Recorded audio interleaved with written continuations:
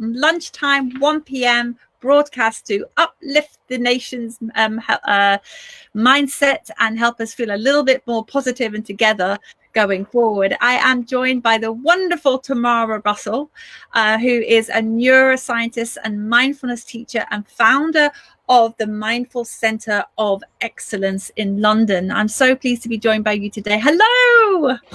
Hi, Susie. Hi, Psychologies viewers. Great to connect with you guys. And thank you. Yeah, hiya. Lovely to have you here. So I just need some proper scientific tips. We're into this kind of, I don't know, whether 6 week now of lockdown, and I think many of us are. I've talked to so many people today who are really struggling at this point. And what tips have you got for us about how we can stay well and sane in this while we kind of deal with the kind of fatigue of lockdown and also the kind of fear of going back out into the world as the lockdown is lifted? What do we need to be thinking about? Well, I think my top 3 tips really, I mean, one is managing the media. The second is managing the mind. And the third is really amplifying the self-care, including of the body, the mind, and the heart. Yeah. So take us through, when you say managing the media, what do you mean?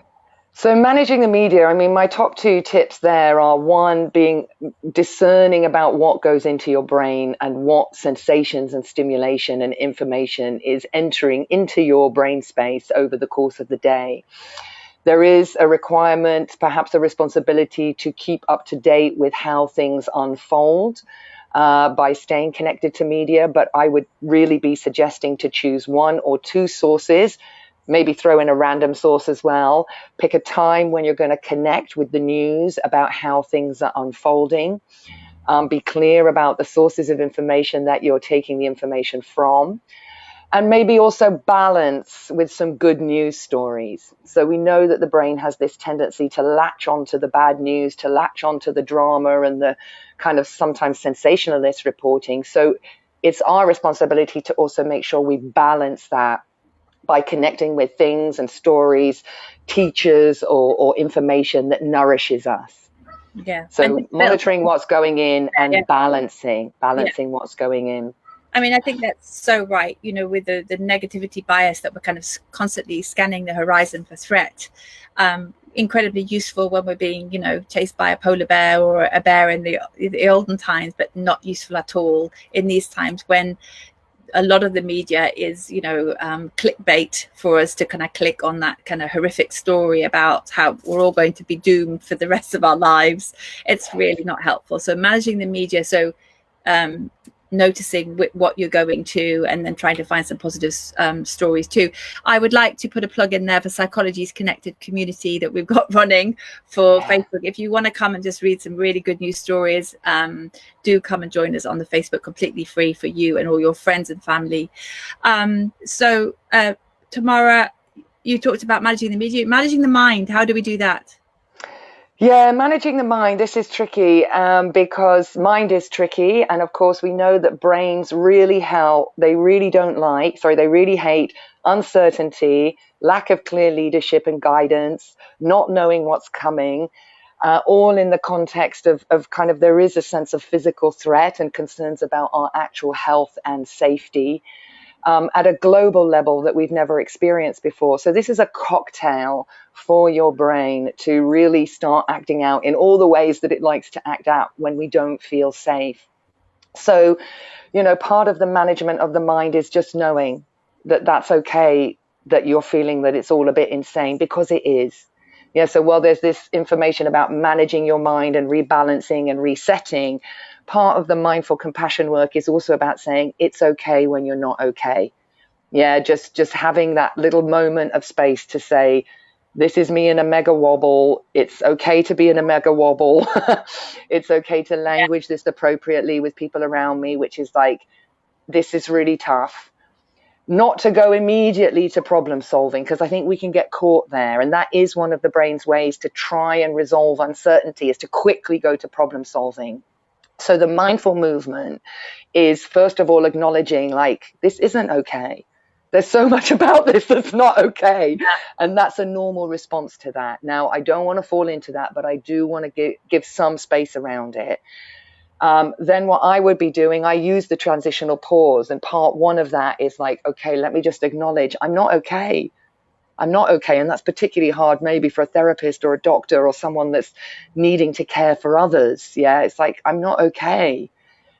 But the mindful position is I can hold I'm not okay alongside with the sensation of my feet on the floor, my hand on my heart, following the breath going in and out. It's not just distracting myself to the feet on the floor. It's holding the sensations of the feet on the floor alongside I'm not okay. That's the whole reality of our picture. I don't feel okay. I might be full of fear. I've got a lot of uncertainty. My mind is anticipating and running towards the future, galloping off with all the what ifs. But also my feet are on the floor. Also my hand is on the heart. Also I can put my head to the window and let the sun come to my skin. Or I can look at the window or look at some pictures of nature and invite nature to help soothe and rest and restore my attentional network. There's good evidence for that nature can help to soothe us. And I think this is a vital part of my mental management at the moment, is in whatever way I can, seeking guidance from nature, connecting to nature, whether it's watching a plant grow or taking photos of a tree out my window and observing how nature moves forwards and the change that comes in the springtime. Different ways of just interrupting perhaps some mental patterns that gallop us towards these states of fear and uncertainty that then become unmanageable. Yeah, sure. We've got a campaign at the moment called On My Walk Today. So we're, everyone can go out for a walk once a day. So it's to try and create that into a bit of a more mindful experience, and doing exactly what you're saying is to notice the sun on your face, to notice the tree, and I know that for me it's been an absolute lifesaver. I'm going out every day and doing that, and I almost can't wait for that time, because I just can feel myself settle again in myself, which is, as you say, rather than galloping along in what the future going to hold for us. It can be so terrifying. Okay, so we've got managing the media, managing the mind, and then you talked about self-care. So tell us a little bit about the kind of the neuroscience of self-care and why that's important. Well, I mean, I like to use this analogy or this phrase, the soup of the brain. And, our thinking, our behavior, our speech, our actions, everything we do, is sort of filtered through our brain. And when our brain is swimming in a soup of, unregulated adrenaline and cortisol, particularly over a chronic period of time where we don't know there's an end, this flavors the thinking. So, if we're in what we call this kind of high states, we often refer to this as red alert, we may recognize that our thinking is very different than, in your example, when you've just come back from a walk. So, you gave this lovely example of the walk as being restful, restorative. It does something to change the system. And I would invite people to be really thoughtful about what do you do that kind of changes or regulates the system in this way, moving from a more sort of rushy, kind of slightly headless chicken style that comes out when the cortisol and adrenaline is driving the bus, versus, how the thinking, the feeling and relating is after connecting to nature, after pausing to watch a great Psychologies video or checking out some resources. And I would be using the internal selfie there, a pause, a kind of snapshot of how the mind and the body feels as you come back from something that's been restful or restorative, to really make sure your hippocampus is like encoding and integrating a kind of sense of, I did this. I did something that helped me to feel like this. This is the state that I want to really remember. So not just like I've had the break rushing on. It's I've had the break and then I pause to let my brain drink in all this big data of how I've changed my state. and getting detail on that, studying that like a psychologist, like your life depends on it, which actually it does in a way, right? If we regulate our state and we can be more able to kind of come into these soothing and calming states, this has so many knock-on effects, not only for managing our mind, but also for managing our immune system, which many people are a bit more interested in now. And how do I manage my mind to help my physical health? Yeah. And it's managing the cortisol. So it's not dismissing, denying, suppressing. That's old school. That's old way. And we've got tons of ways we do that. And sometimes we have to do it like that. But new way is, wow, I'm a vulnerable human being and I'm a mess when I don't feel good. And wow, that's the reality of it. But what's in my toolkit? What can I discover during lockdown about things that actually can be quite small, but they do make a difference? And you'll be able to see the difference now in this lockdown scenario, maybe in ways you couldn't before.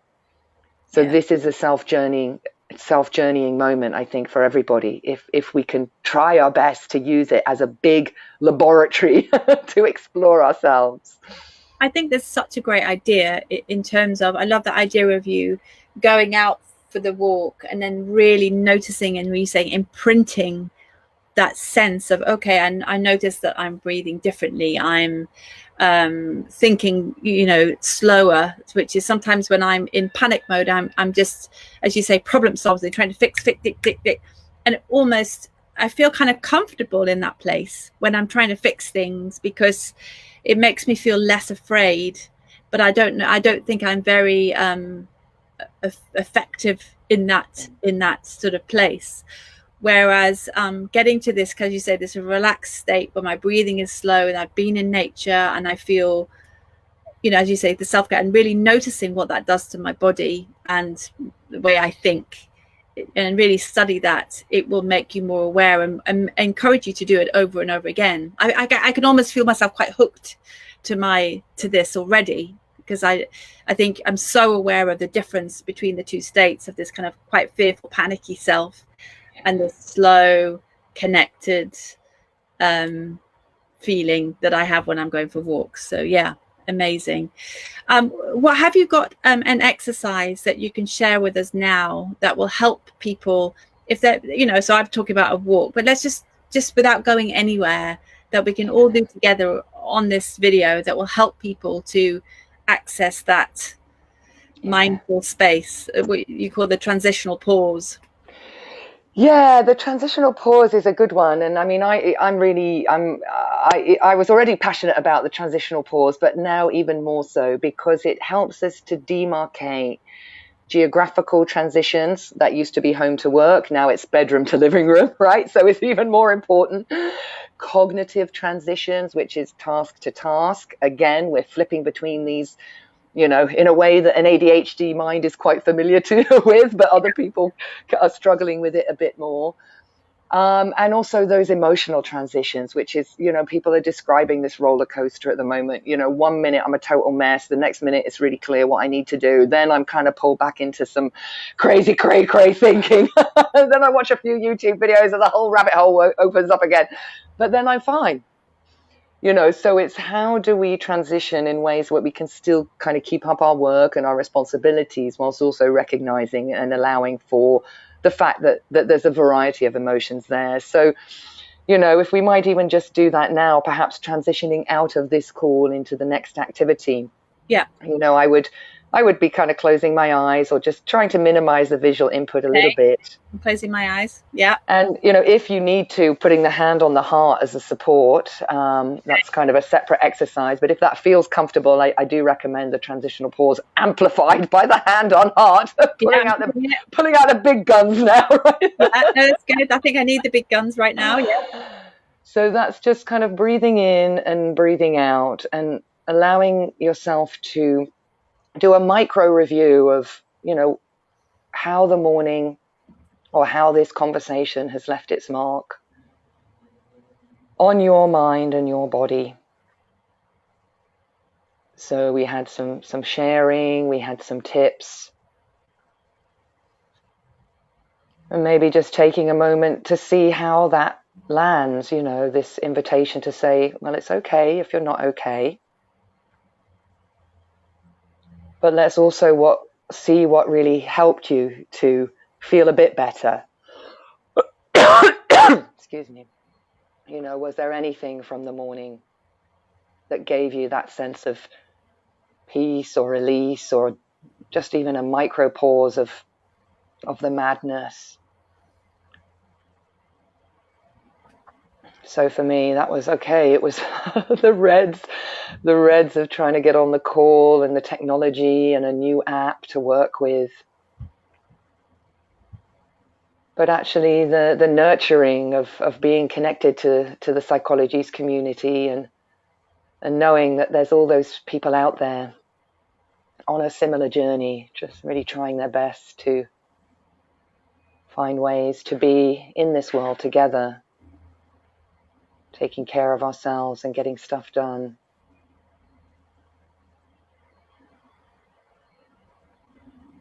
And having given that some space, breathing in, breathing out, and if your hand is touching the body, then coming to feel the more simple sensations of touch, hand, bodily sensations. Just hand. And giving the mind a break from needing to do all of that problem solving and reflecting and thinking about. Coming instead to just hand on heart. I'm here. It's now. I'm here. It's now.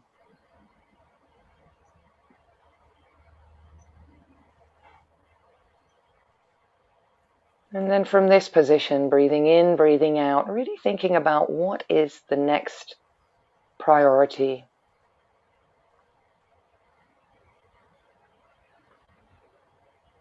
What do I really need to do moving forwards, and what can I do? Just one mindful step in a direction that's meaningful to me, with purpose. Just the small next step. Doesn't have to be everything.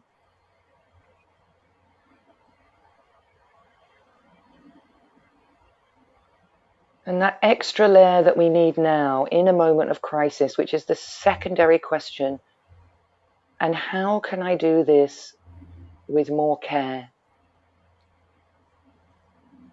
Is there any way to execute this thing I need to do with more care, with kindness? Is it doing it slower? Is it managing expectations differently? Is it delaying it even? Is it sharing more openly when people ask that question, how are you? To release some of the pressure building up at the moment. Or is it just taking 5 minutes to transition mindfully and saying, I'll do a mindful transition, I'll organize what I need to be in this meeting or this conversation as best I can.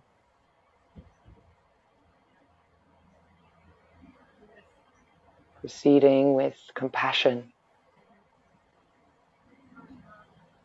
Not just what we do, but how we do it.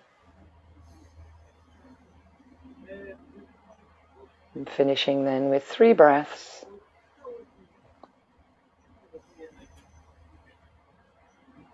Crystallizing those intentions and that attitude of care as you finish the exercise.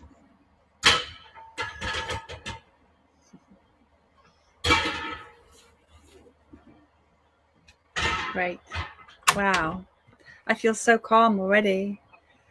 That's so do that internal snapshot right now, and just it's like you want to, so not to, again, it's transition mindfully from the mindful transition. Never stops, this mindfulness, guys. Yeah, good. But we have the same in Qigong, right? People do the exercises and then they wander off, and actually it's do the Qigong, let the Qi flow, and then stay still and use the Qi flow as your healing, right? Don't just jump to the next thing. Yeah. So yeah, thank you. Great feedback. Tamara, this is really, really wonderful. Thank you. That's just made me feel so much better already. I can tell by the way I'm speaking, the way I'm breathing. Really wonderful. Thank you so much for sharing that exercise with us.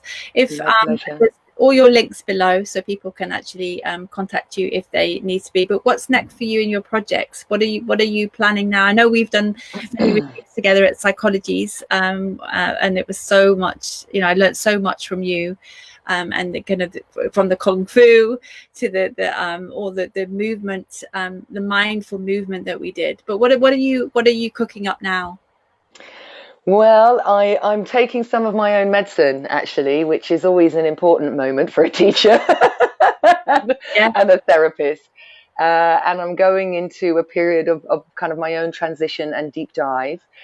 And some of that is about really trying to consolidate the learning from the last 10, 15 years, some of that with the Mindfulness Center of Excellence, some of that my own journey, and really thinking about coming out of this crisis. If we're going to pivot, if we're going to really be mindful in what we offer the world as mindfulness teachers, as therapists, as healthcare professionals, for me, this is about doing the shadow work.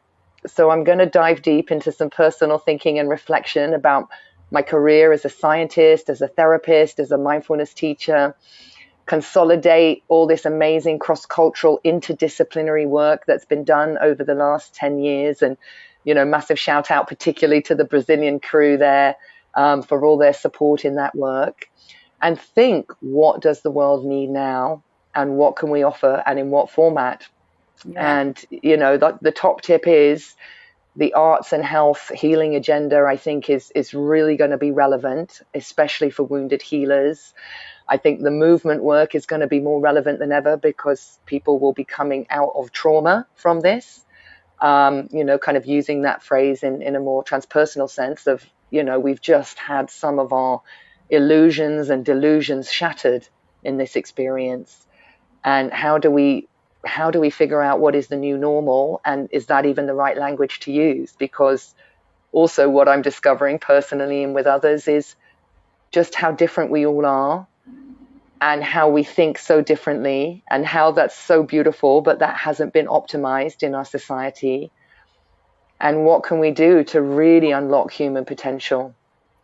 Just beyond the lip service of we do diversity and difference, like how to really embrace real diversity and difference. And these are the things I'm going to be pondering on as I slightly pull away to go into my own transitional pause. So watch this space. I'm very encouraged to hear that from you, because I know you're one of the leaders in the mindful movement, and I think there's a piece here now about us all not rushing in to the next kind of chicken without the head. What's it going to be, as you say, the new normal? Actually go, okay, let's just press pause and learn the lessons and start building a kind of a new system that is going to feel more genuine and authentic going forward. And I'm glad that you're going to be one of the leaders in that. So that gives me great hope. So. Well, I often joke I'm actually the mistress of mindlessness, but I'm really good at studying. So, my learning journey has been kind of a personal one, a harder one, and I'm willing to share the vulnerabilities. That is the ethos of the Mindfulness Center of Excellence. But let's do that wisely and ways that can help people to really learn with confidence. But it's personal work when you do mindfulness, so we're in it together. Absolutely. And that's what we're all about at Psychologies, is about that level of vulnerability and saying we're not perfect and we're all learning, and it's a lifelong journey. But thank you for being you, Tamara, as ever. Lots of love, and I will speak to you very soon. Bye-bye. Thank you. Bye, everybody. Take care. Lots of love. Bye. Bye-bye.